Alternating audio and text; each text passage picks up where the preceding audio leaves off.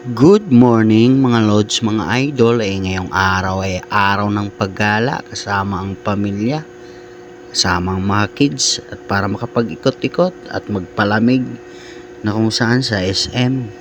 At rin na nga at tapos na kami maggayak at tinaantay na lang yung inarkilahan namin. Nagpaano na lang kami ng service grab dahil nga sa init ng panahon, kasama kasi ang mga kids. Makalipas lang ng ilang minuto ay dumating na nga yung service ay diretsa na kami talaga agara biyahe at para maaga makarating at para maaga na rin makapag-ikot-ikot si Sienna at para magtingin-tingin na tipong akala mo'y maraming bibilhin. Pagkadating nga lang namin, talaga naman andito si Ambal Adeng at talaga naman ang sarap ng tulog at rin na nga at bumungad yung happy holidays. Sa isip-isip ko abay, hindi happy kasi nga talaga naman gastos malalato.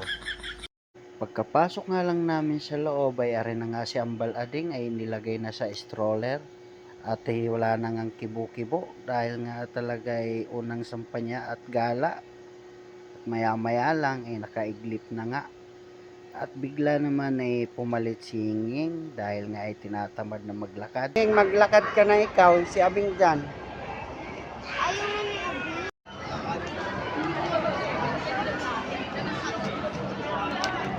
At maya-maya lang nagutom ang lahat sa ikot at nagkayayaan ng kumain at dito na pala kami kakain sa McDo. At si RR na ang bahala mag-order yan. At ang sabi ko kay RR Cabanilla, yung pangmalakasang order ha. Yung sulit, yung tipong hindi tayo bitin. Kasi nga talaga naman ang plano namin ni RR ay talaga naman mang inasal talaga yung unlimited rice. Ngunit may mga kasama kaming kids ay hindi sila talaga bagay doon. Dito lang talaga sa McDo o di kaya Jollibee. Kaya dito kami napadpad sa McDo. Sabi ko sa kanya yung pangmalakasang order na lang.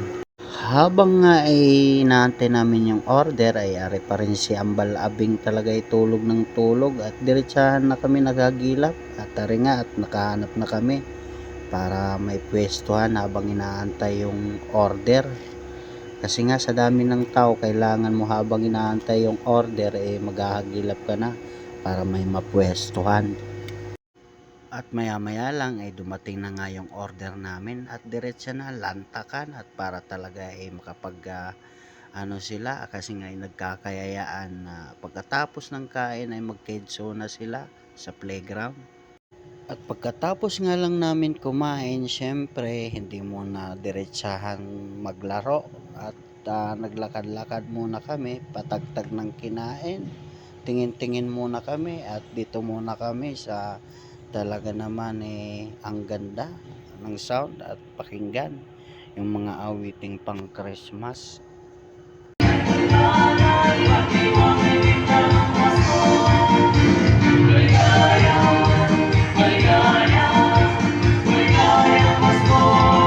Pagkatapos nga lang maglakad-lakad, patagtag kinain ay diretsahan na kung saan sa playground, sa kahit zona, pila na agara.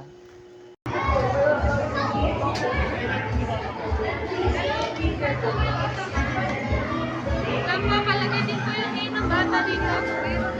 Dalawa po kayo? Ayan na. Yan po yan. Dalawa? At ayan na nga ay nakapasok na kami sa loob ay talaga naman tuwang-tuwa yung mga bata dahil nga ay sa dami ng kasabayan nila maglaro mga bata.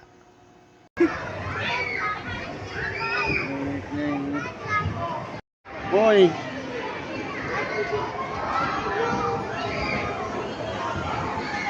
Saan si ate? Hindi natin nakita si ate.